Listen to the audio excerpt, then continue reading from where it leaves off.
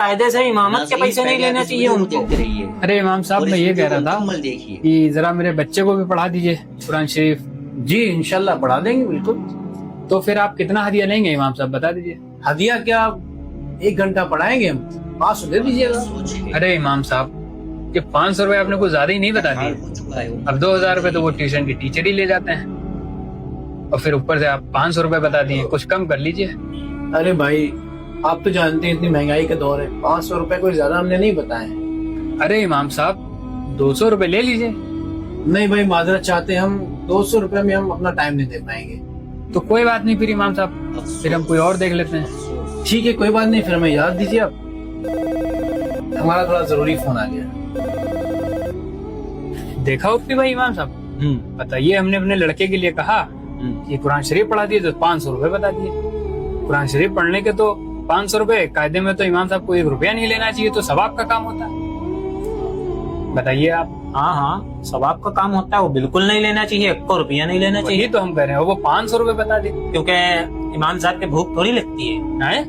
और क्या, इमाम साहब के भूख भी नहीं लगती। इमाम साहब शादी भी नहीं करते, उनके बच्चे भी नहीं होते हैं। अरे भाईजान ये कौन सी बात? और इमाम साहब बीमार भी कभी नहीं पड़ते। इमाम साहब के घर में उनके बूढ़े वालिदैन भी नहीं होते हैं। ठीक है, इमाम साहब के कंधों पर किसी की जिम्मेदारी थोड़ी होती है। इमाम साहब को मिठाई खाने की जरूरत है, मिठाई वाला फ्री देगा। इमाम साहब अभी डॉक्टर के पास जाए दवा लेने के लिए तो डॉक्टर दवा फ्री देता है उनको, समझे। अभी राशन लेने के लिए जाए उनको तो राशन वाला सब कुछ फ्री देता है, तेल फ्री, आटा फ्री, चावल फ्री, सब कुछ फ्री मिलता है। तो इमाम साहब को क्या जरूरत पैसा लेने का? हम तो कह रहे हैं कायदे से इमामत के पैसे नहीं लेने चाहिए उनको। इमाम साहब हैं, वो कोई इंसान थोड़ी है यार। अरे भाईजान मेरी बात तो सुनो। अरे बात मेरी सुनो पहले कि देखो पैसे की जरूरत तुम्हें हमें है, डॉक्टर साहब को पैसे की जरूरत, वकील साहब को पैसे की जरूरत, इंजीनियर साहब को पैसे की जरूरत है, गरीब मजदूर को भी पैसे की जरूरत है। इमाम साहब को पैसे की जरूरत क्या पड़ गई यार? इमाम साहब को कोई पैसे की जरूरत नहीं, इमाम साहब सिर्फ हवा खाएं। मतलब हम लोगों ने एक ऐसा ट्रेंड बना रखा है कि अगर मस्जिद के लिए इमाम चाहिए है तो 3-4 हजार रुपए वाला चाहिए है। अगर इमाम साहब हमारे बच्चे को कुरान पढ़ाएंगे तो 200 रुपए में पढ़ा दें या फ्री पढ़ा दें, क्योंकि सवाब का काम है।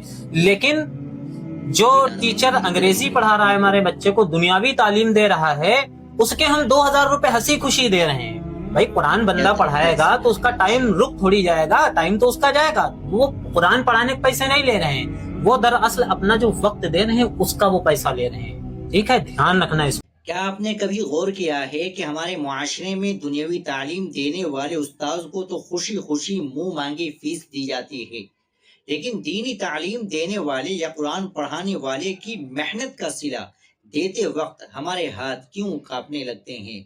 वैसी ही एक झलक इस वीडियो में दिखाई गई है, जहां एक वालिद जब अपने बच्चे को कुरान पढ़ाने के लिए इमाम साहब से बात करता है तो 500 रुपए माहाना सुनकर उसे गिना गुजरता है।